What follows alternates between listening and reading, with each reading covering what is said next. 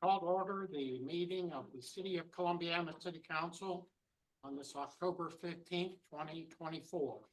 We'll have Deanne Davis give the invocation, and then we'll all rise together and join in the Pledge of Allegiance to the flag. Deanne? Lord, we thank you for the privilege to live in your presence and to work with you to build a better community. Help us to do right, to deal fairly with all of our citizens, and give us the faith and courage to put our trust in you. In your name we pray. Amen.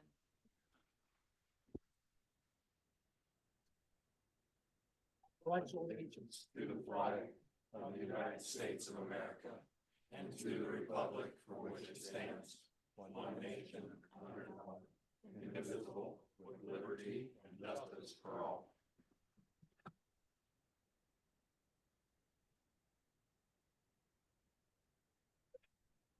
Deanne, we call the roll. Yengus, Here. Souter, Here. DiTilio, Here. Liston, Here. Graham, Here. Banner, Here. Noel, Here. Willard, Here. Hudson, Here. You all received a copy of the October 1st, 2024 meeting minutes. Are there any questions or comments on those minutes? Hearing none, they'll be accepted as submitted. We have no readings of communication, and you see in your packet, you received a copy of the Planning Commission meeting minutes of October 8th, 2024, and the Board of Zoning Appeals meeting minutes of October 10th, 2024. Are there any questions or comments on those minutes? Hearing none, that will be accepted as submitted. Next on our agenda, we have recognition of persons desiring to appear. We have Pat Tingle and Jim Feith from HRG to propose the senior courts project in Firestone Park.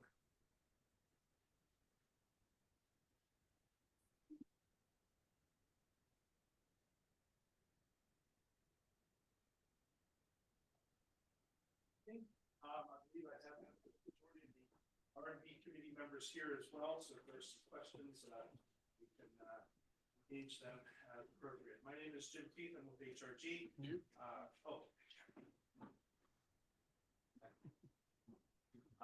My name is Jim Feith with HRG. I appreciate you allowing us to be here in front of council this evening. We have been working, HRG and I specifically have been working with the R&B committee for more than a decade now. Starting with the original master plan of Firestone Park back in 2013 and 2014. We've been fortunate to see a lot of improvements as a result of that master plan.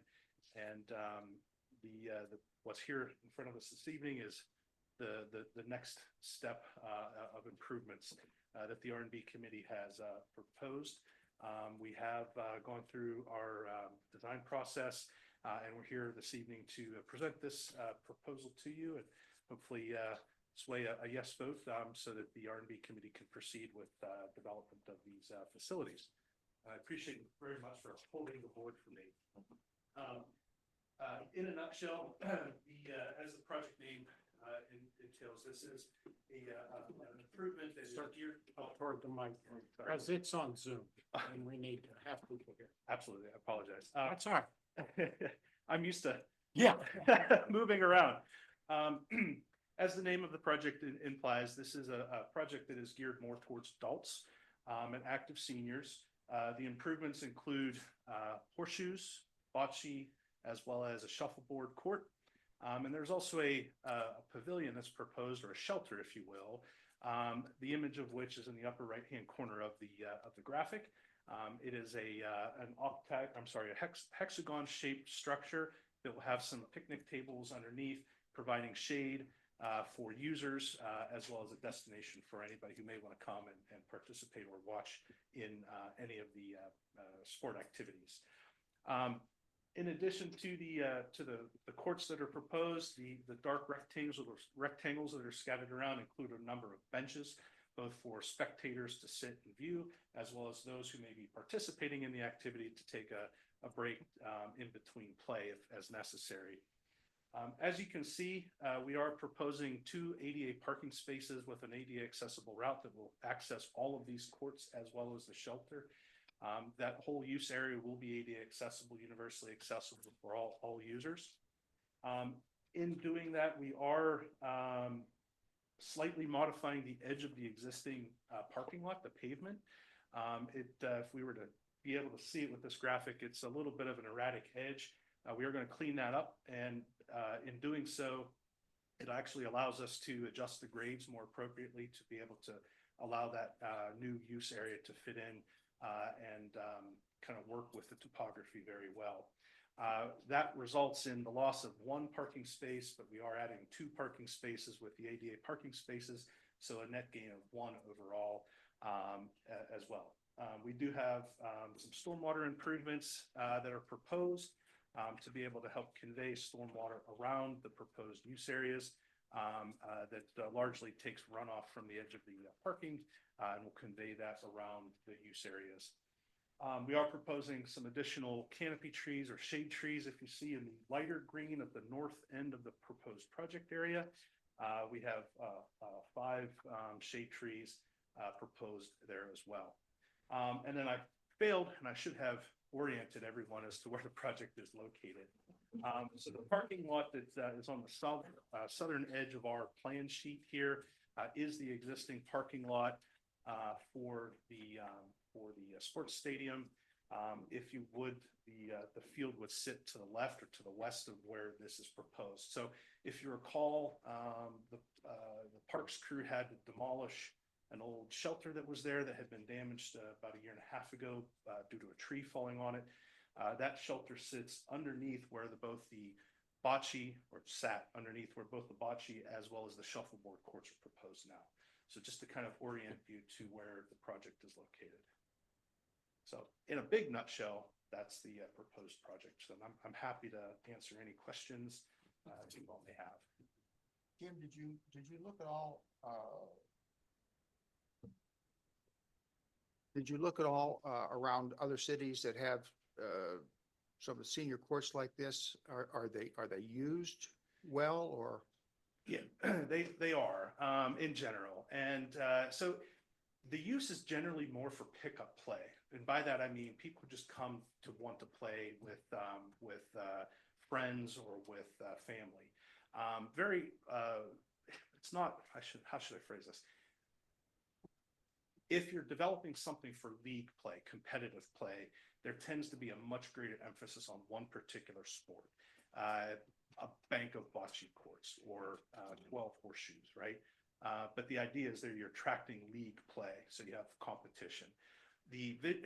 This facility was envisioned really to be more of a local park setting to provide an amenity for people who want to come and just play with friends, essentially. That is well used throughout the region. I've been involved in a variety of projects that consist of any number of these facilities or together, and they all get good ample play.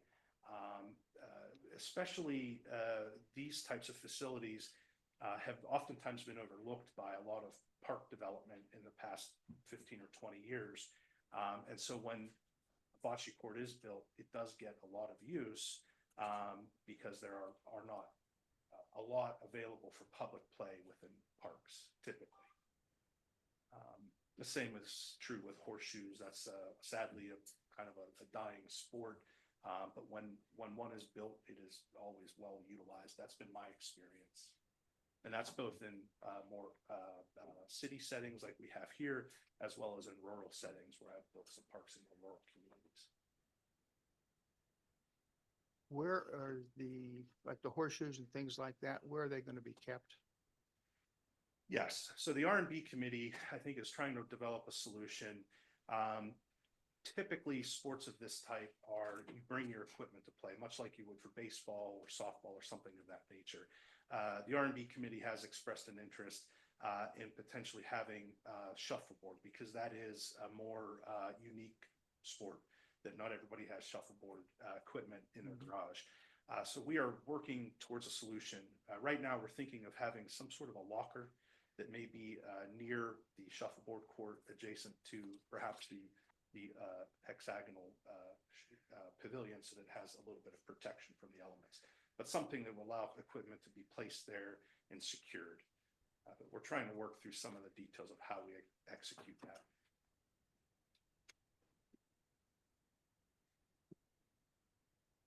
Are you in this piece right here? Yes, sir, that's correct. That's it. Yep. Yep. To the east of the practice football area. So I do see a location concern as I think about this, because we just received a grant for the rain gutters and such on that side of the park. Right. And it feels to me like the sidewalk that's gonna be part of that project is gonna go right through your shade trees. The one that is furthest to the north will, and we will be able to move that shade tree without too much of an issue. And if I will, I'll just point out.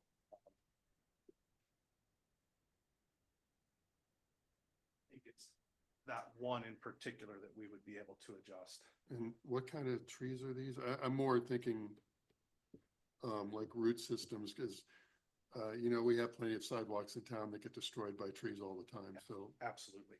So what's proposed on the plan are cherries. So these would be a lower height tree.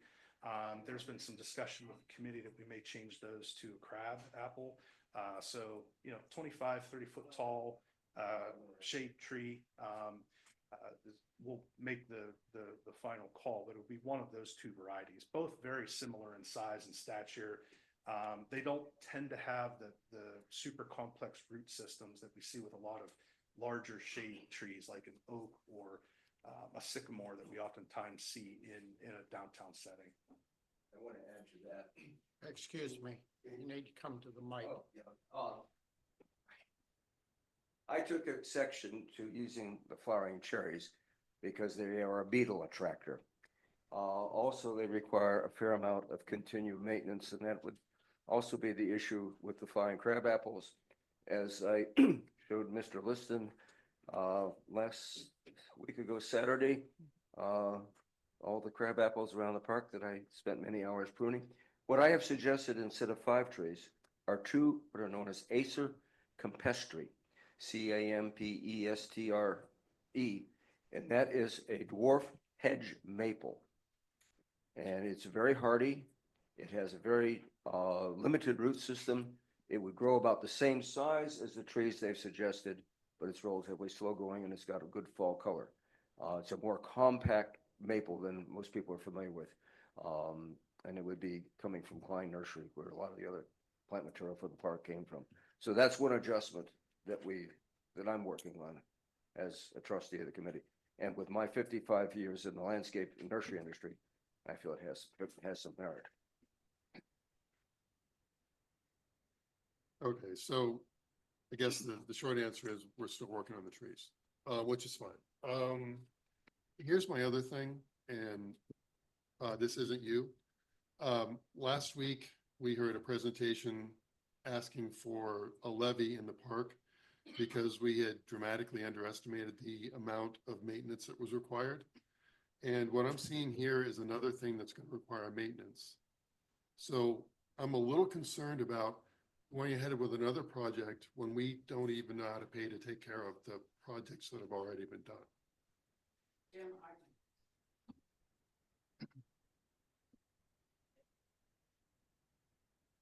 yes, it is another thing to maintain. Thank you.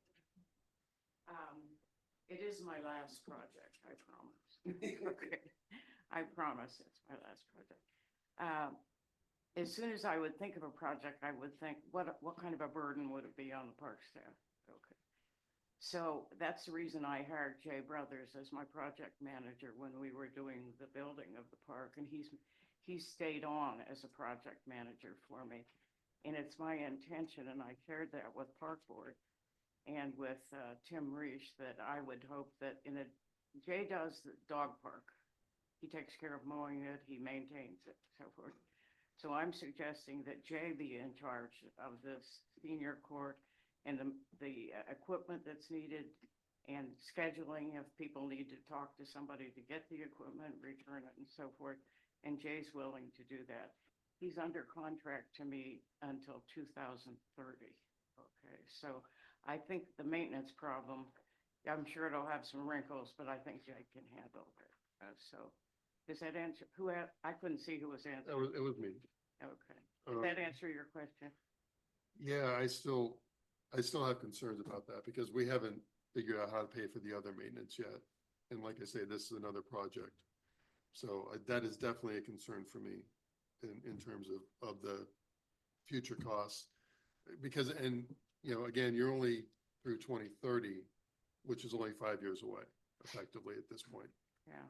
So I mean, I'm definitely concerned about the maintenance costs. Location, I have some definite concerns about location just because it's awful close to a road. We do have other construction that's gonna be taking place in that area in the next couple of years. I definitely have some concerns about doing this now rather than waiting until we figure out how we're paying for everything else and then where this fits into that. I'm paying for it. Okay. For now, Yeah, right, I but am for the paying for maintenance, it through 2030, and it comes from my foundation. My husband and I have a foundation called the Bradford and Patricia Tingle Foundation. And I have someone that's written a grant for it, and it will be paid for, and the maintenance will be paid for as long as Jay is under contract here. But in 2030, it will go back to the park. In a way, you could say everything we've done at the park has caused more maintenance. We've added a pavilion. We've added all kinds of flower beds all over the place. We've added a football stadium. We've added all kinds of things, and they're all maintenance issues for somebody. But in the interest of reviving and restoring the park and bringing it back to what it once was, plus making it a little bit better, I think it's worth it because we see a lot of traffic in the park now and a lot of participation, not just by people that do the activities, but the people that just walk through. Okay. I hope that answers part of your question, but it is maintenance. Anything you do in the park is maintenance. right, I just, Maintenance issues are there? What are the maintenance issues? So primary maintenance Jim. item there. Jim. Primary maintenance items with what's shown here, beyond obviously mowing grass. There will be an occasional need to assess the condition of the aggregate material that will be in the bocce court. That is an extremely durable material, but periodically, I would say maybe once every several years, it may need to be added to, which would be a dusting on top. And that is a crushed limestone dust. So it's a very inexpensive and commonly available material. And it's going to have a very good base with an underdrain in it. So it should be very robust. But every few years, it may require, I would say nothing more than maybe a 5-ton dump at tops, probably a pickup truck load of material that would be raked in and top dressed. The other item that would require some regular maintenance will be the blue clay in the horseshoe pits. Again, that's not an excessively large quantity of material. It typically is top dressed with a few bags of commercially available product about every 2 years, depending on the level of play. If it's used extensively, it may require annual, but it would be a few essentially 50-pound bags, almost like you might buy topsoil, if you will, at a home improvement store. So it's typically not an expensive maintenance regimen. Otherwise, most of the materials here are very durable. It's concrete sidewalks, and then the structure that's proposed, it's hard to see potentially from where you are, but the manufacturer that's been identified to be used here is named Polygon. It's a U.S.-made pre-engineered shelter kit. It's all metal construction. I've seen these things 35 years installed in very urban settings where they have to maintain graffiti removal, and the structures look impeccably good for an old structure. That the finishes that they use hold up very, very well, even with repeated graffiti removal. I think that structure will be here for well beyond all of us. Assuming there's not catastrophic. incident. So, For your stormwater, is it, I understand the drawing, it just dumps out into the, so that's the proposal, but we're working with the city engineer, to modify that. So, we haven't come to the solution with the city engineer yet, but, where it is discharging on the plan now, what we're envisioning right now is an infiltration swale or channel, if you will, that will likely have a daylight towards the gutter. So to the point in the question about the next project coming along with the ODOT, there may be a temporary stub, if you will, and then it'll need to be picked up with that ODOT funded multimodal project to connect into the gutter system. But we're working with the city engineer on the details for that. So that section does lay wet right down in there. it can be seasonally, yes. Yeah. Now, we are raising the elevation of the courts, ever so slightly, just to prevent any, especially springtime moisture, sitting, but we intend to address that with the improvements. And there was another project that was earmarked for this same section of the park, wasn't there? There was one that was discussed, as I recall, with the park board. That was Do we know anything about? The new little pavilion that they just put in, No, it's not a pavilion. skate park, the skate park. Oh, it never happened. I don't think it's around it. The person that proposed it, I think, has not pursued it.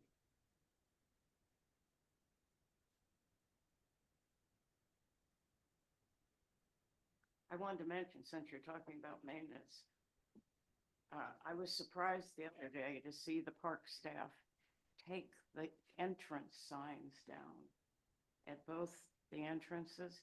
Those were the wonderful wood carvings that, simulated the original ones that Lloyd Miller carved for us and we put in.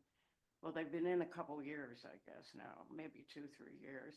And they took them down and sanded them down and just spruced them up and put them up back. I didn't even think about that. I didn't even think about them needing maintenance, but I was very pleased to see that Tim and his staff saw that as something that needed done, and they actually went ahead and did it, without being consulted. So I want to say one other thing about the need for these. When we had the original meeting to start the restoration, you know who came to the meeting at the high school? This was like 7 years ago. Older people, seniors who had seen the park through many years. They were the only ones that turned up at our first meeting when we proposed the restoration. And the thing they said to us as we finished up the presentation was, for heaven's sakes, give us some shuffleboard and horseshoes. And they didn't mention bocce because I think it's more current, So I do remember as a child being at the pavilions, and there was horseshoe courts and there were shuffleboard courts in the Mirror Lake Pavilion in that porch on the front of it, and they disappeared. So a lot of the older people in town really miss that. And that's the reason I had the idea for doing it. We've done something for everybody else, the football team, the kids, families and so forth, but it seemed time to honor the seniors. That's the reason I pursued it. Any other questions?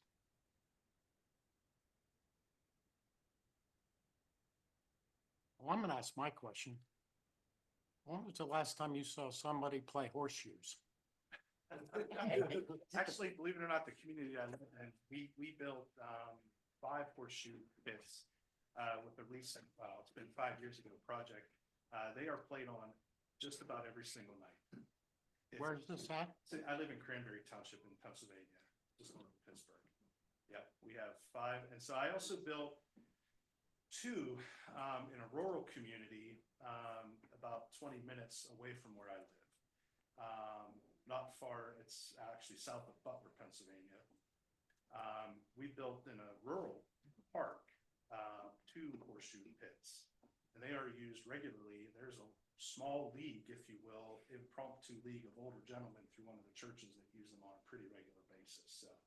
And it's, adjacent to a shelter that was built, they've actually kind of taken ownership of the shelter and helped with, maintenance and. That came up too when we were originally talking about things. And I mentioned it to Bob Troyer, who is the Firestone representative in Chicago. Are horseshoes dangerous? Should we be doing this? And he said every park in Chicago has them. So I've been arguing more so, but I don't think they're horseshoes, are they? They're made of something else, aren't they? No, competitive are still. They're real metal. Okay, I thought maybe they were rubber or something. So we considered that, yeah. Any other questions? Okay, well, thank you very much.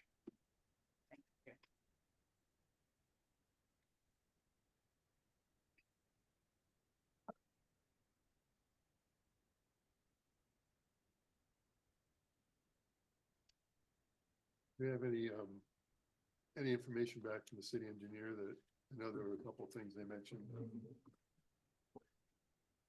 Yeah, so the engineer responded, that we would need to get a building permit and have it inspected for the pavilion. And there's no electric lighting or anything out there, so we didn't have to worry about that. We did convey to them about the stormwater, and they're working on that. And they'll, mention that tonight. So I think that was everything that the engineer had. So the structure will have to be inspected through Elevate, and they'll go through Bryce to do that to get some direction and then take it over.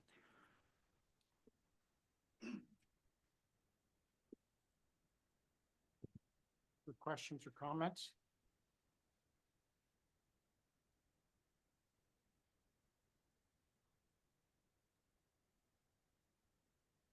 Well, I know that they're definitely waiting for an answer, because I think you've already got a contractor lined up, right? So I think we need to just go ahead and make a decision tonight. So with that, I'll go ahead and move to approve as submitted, pending stormwater.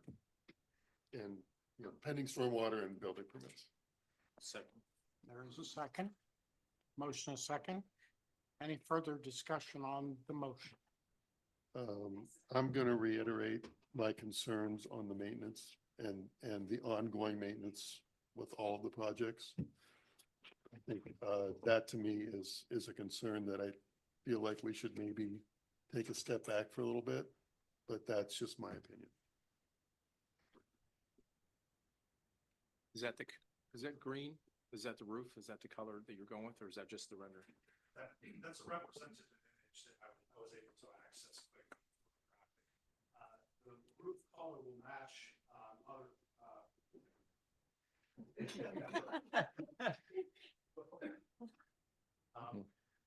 The roof color will pick up on colors that are already used within the park. So when the gazebo was re-roofed a few years ago, that was kind of a metallic coppery look. We're going to try to shoot for something that's comparable to that. That way it matches the general aesthetic of the park. Okay, thank you. Any other questions, comments? Deanne, will you call the roll? Yengus, Yes. Souter, Yes. DiTilio, No.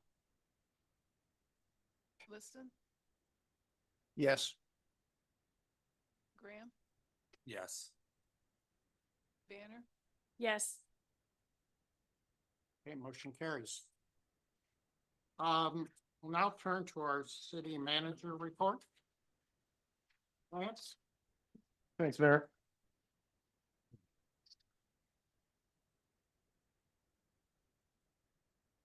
We're still working with the EPA on the community project grant that we mentioned for the lakefront lift station.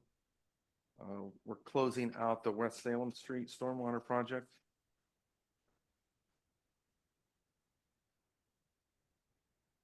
We're working with the entrepreneur class on the Garden of Eden, working with a city engineer and we're going to get an architect to work on that lot. So should be working for a meeting probably in the next week or so.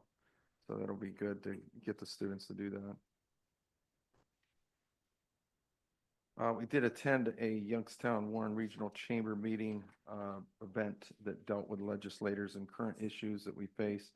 A really nice meeting. Got to learn a lot and really learn about economic development and how much planning it takes to do it as a region. And the Youngstown Warren Regional Chamber really has a grip on that. So it's nice to hear from them that they're trying to represent us. Lake the River that you've heard mentioned from Jobs Ohio was part of the meeting, and they're the ones that are really looking at the economic development plan from Lake the River. So we're getting to know those people, and they're really representing us well. The insurance committee met to discuss how things are tracking on our current healthcare benefits. They didn't make a recommendation to continue what we've been doing, and we discussed the plan to move forward for the January 1 renewal, and we're going to schedule another meeting soon. We did meet with House and Bear to go over projects on upcoming grant opportunities. I'm going to take a step back for a moment. We know that we have a couple stormwater grants coming up. So one is Court and Herbster. The other one is YNS, East Park Avenue, and it goes down underneath the major railroad tracks and hooks up to that stream there. Well, part of that project, as we designed it, realized that it was going to be pretty deep to be able to take that water all the way down there and collect everything that we needed to. If you've ever traveled down Pittsburgh Street during a storm, the railroad tracks flood there. So we wanted to get extra, so the little tracks that run north and south, we really wanted to catch that water. And in order to do that, we're going to have to go, fairly deep. And beyond that project is a stream and a culvert at Fairfield Avenue. And I guess it is a aging structure that needs to be replaced. I think it's an old railroad car that has been cut out and put in there, kind of a makeshift thing. So we are going to try to replace that. Basically prior to that stormwater project that I just mentioned. So we are proposing, and I placed emergency legislation on the agenda to authorize me to submit an application to OPWC. We'll be asking for a grant loan. Grant/loan combination to fund the project. So I'd like to get that done. And if you remember, we got a grant for an ODOT grant to do Fairfield Avenue. I believe it's in 2026. So that's from the tracks all the way to Duquesne. So if we can thread the needle here and get everything done, that would be really, really great. The OPWC deadline is October 18th. So I believe that's 3 days from now. So we've got some work to do, but we hope that we believe the project application will score well at the county and state level. So we're hoping the mix of grant loan that we're picking, the loan would be a low interest loan, but we'd be able to do that project. I believe it's about a $500,000 project. So I haven't completed the application yet, but we're working through that right now. So so the application is the 18th, and then we'll know within a few weeks, I believe, if we made the cut. See, we attended, Bryce and I attended the hub meeting, this week or last week, and the chamber meeting and, talked a little bit about the Witch Walk, and its success. It was very well attended and the weather was great, so that was, really nice.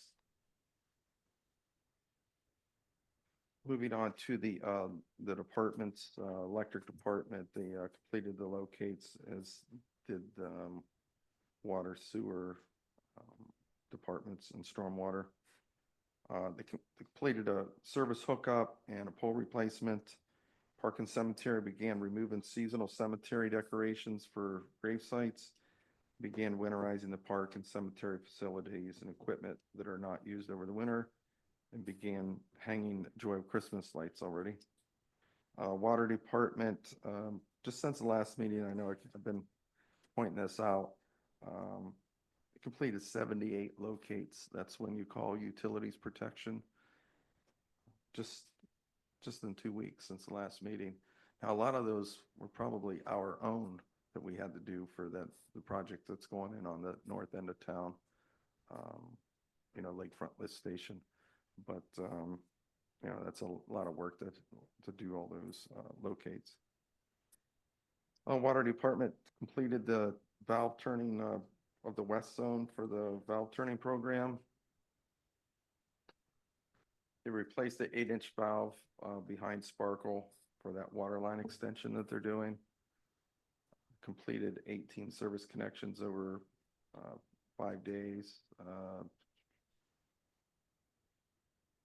Moving on to the street department, they picked up 6 loads of brush, worked with the water department on some new taps, prepped for the Witch Walk on Main Street, and they crews did a great job. They paved Metz Road section, that little section between Fairfield Avenue and Fairfield School Road, one of the worst roads in the city. It needed it. And needed that. So we've got the underpass and that done. So that's really, really great that they were able to do that. Wastewater, we used the hydro excavator to service some valves, water valves, monitored lift stations, and the lakefront sewer project.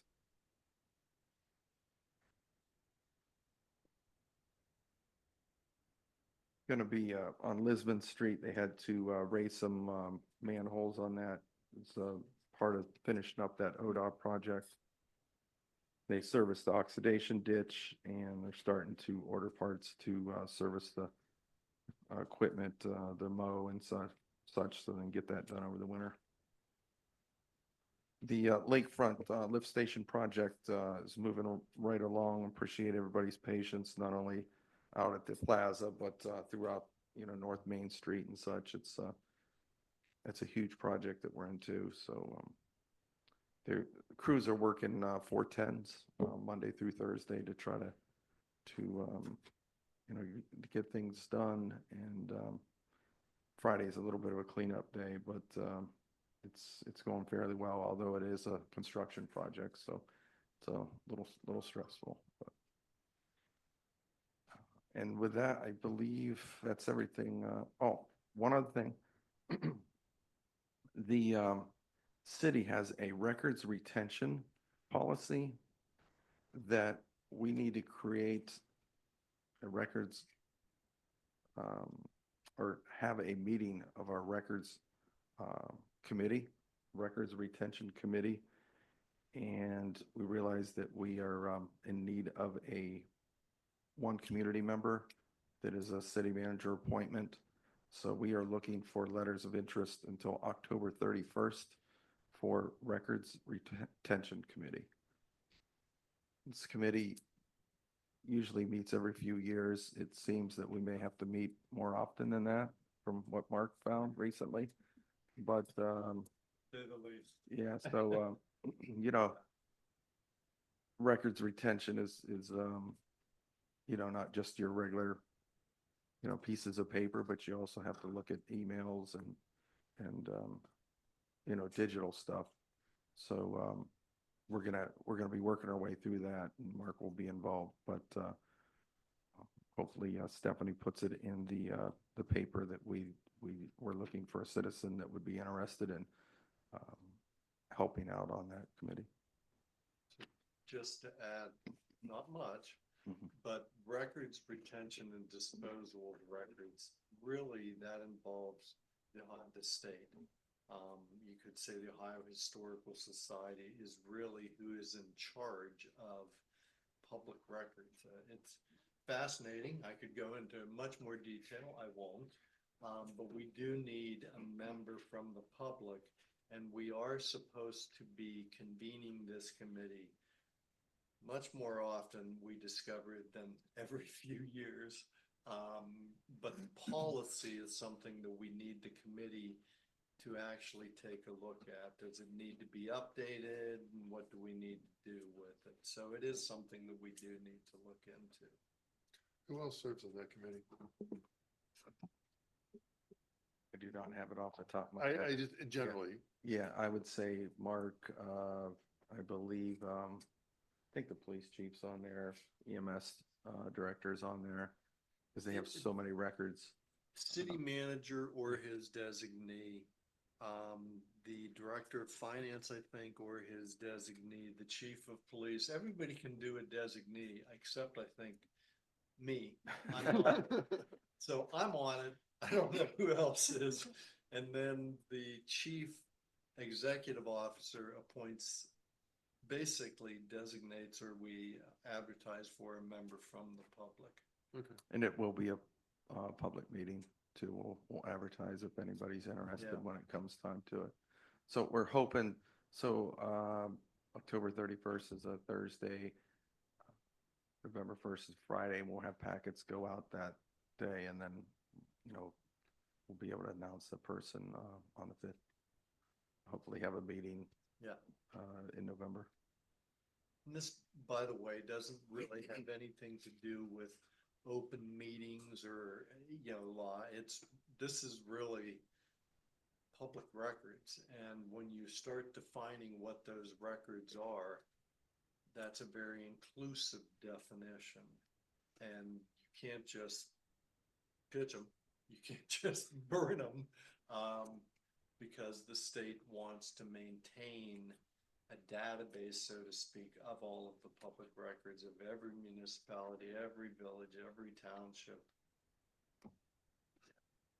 Yeah, in order to, once the committee meets, they'll go through a list, they'll interview us, figure out what we think we need to get rid of, and then Right. you have to contact, you have to notify them that we're Basically, going to, the state and there is a person that is in charge of all of the records. And I think it's the Ohio Historical Society, probably because of budgeting, and these records end up all being digitized. So, yeah, like I said, fascinating. I won't go into detail.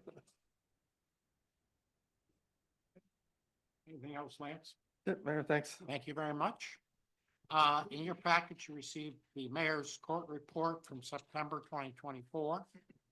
You also received the bill list for October 15th, 2024. I bring them both up to ask if there are any questions on either one of those reports.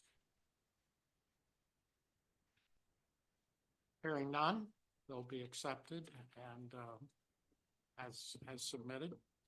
At this time, I would entertain a motion to read the following ordinances by title only. So moved. Second. Motion is second. Deanne, will you call the roll? Souter, Yes. DiTilio, Yes. Liston, Yes. Graham, Yes. Banner, Yes. Yengus, Yes. Old business. Ordinance number 24-0-3262, second reading. An ordinance repealing current section 1482.99 and replacing it with new or amended section 1482.99 as set forth within chapter 1482 of the codified ordinances of the city of Columbiana. So moved. Second. Motion is second. Any question on the motion? Deanne, will you call the roll? DiTilio, Yes. Liston, Yes. Graham, Yes. Banner, Yes. Youngus, Yes. Souter, Yes. Okay, I would entertain a motion to read the following ordinance as an emergency. So moved. Second. Motion second. Deanne, you call the roll? Liston, Yes. Graham, Yes. Banner, Yes. Youngus, Yes. Souter, Yes. DiTilio, Yes.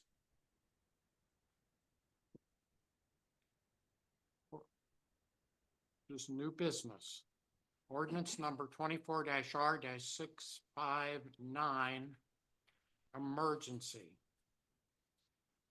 An emergency resolution authorizing the city manager to prepare and submit an application to participate in the Ohio Public Works Commission State Capital Improvement and/or Local Transportation Improvement Program and to execute contracts as required. So moved. Second. Motion second. Any questions on the motion? This is what you were discussing, Lance. Okay, what he discussed earlier. Yam, you call the roll? Graham, Yes. Banner, Yes. Youngus, Yes. Souter, Yes. DiTilio, Yes. Liston, Yes. Okay, good news for everybody. Those are the only two motions we have tonight. At this time, I'm gonna, as we do at every meeting, we give this, time, for public comment, public observations. So I'm gonna ask anybody sitting out there or on the Zoom call, if anybody has any public comments, anything they would like to say. Wow. Okay, not hearing any. I'll now turn and ask for council comments. Any of the council wish to speak? I do have two. First, I'd like to congratulate Columbiana's middle school. The U.S. Department of Education looks at this. And the middle school is one of 365 schools nationwide and one of only 14 in the state of Ohio. And they were awarded the 2024 Blue Ribbon School. That's quite an accomplishment when you think of all the schools in the United States. And they were one of 356 schools to be awarded that. So that's to be commended. Second is, I'd like council, if they would, to consider asking Mark to research a moratorium on dollar stores within the city. Keep them from popping up anymore. Comments on that? I mean, we've got one of each, but I know how dollar stores go, so I definitely think it's probably worth researching. I think we have enough. In my opinion as well. And there are other legislation that you could look at, correct, in your review. Yeah, Okay. there's other communities that are doing it. When you see legislation like this, you always wonder, how long does it take before the courts catch up with this idea? Has it been fully vetted? Will there be lawsuits? How many lawsuits? And where do we want to be? But that doesn't mean that we certainly can't look into it. Very good. Okay. Good comments. Thank you. Any other comments? I'd entertain a motion to adjourn. Wait, Dan. You didn't even look at me. Oh, did you didn't get you? Almost cut him off. Yeah, I mean, I gotta say something, right? Oh, that's true. Uh, I lost my mind. Couple things. First off, Witch Walk on Main, great event, very well attended. Um, I mean, I couldn't believe all the activities and stuff that were going on there throughout the entire day. It was a great event they put on. Do have one comment on it though, and actually this also comes from the sidewalk sale from this last week, is trash. There's a lot of trash left over the next day or the next couple of days because they're using the city receptacles. And I wonder if we don't need to look at, for bigger events like that, requiring some kind of trash be dealt with at that time. So something it's obviously not a decision for tonight, or, you know, can may just be a policy thing, but I think it's something we need to address. And then the other thing was, I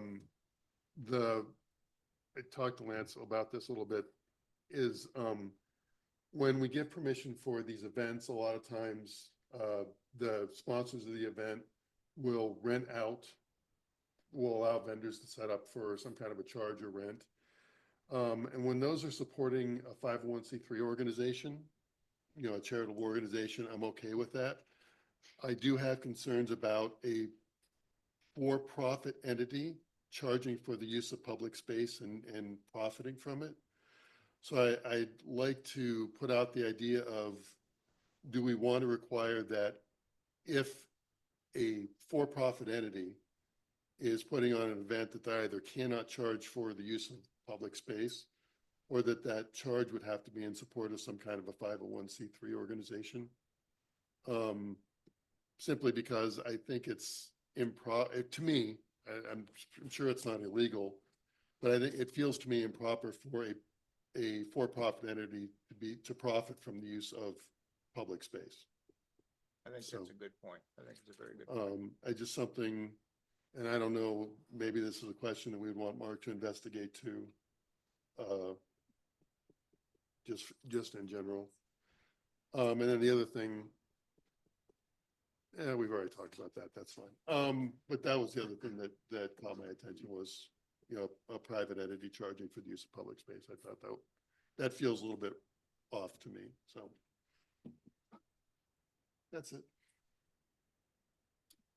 Now you can hammer. Are we sure? Anybody else have any comment? Hammer quick. Do I have a motion to adjourn? So moved.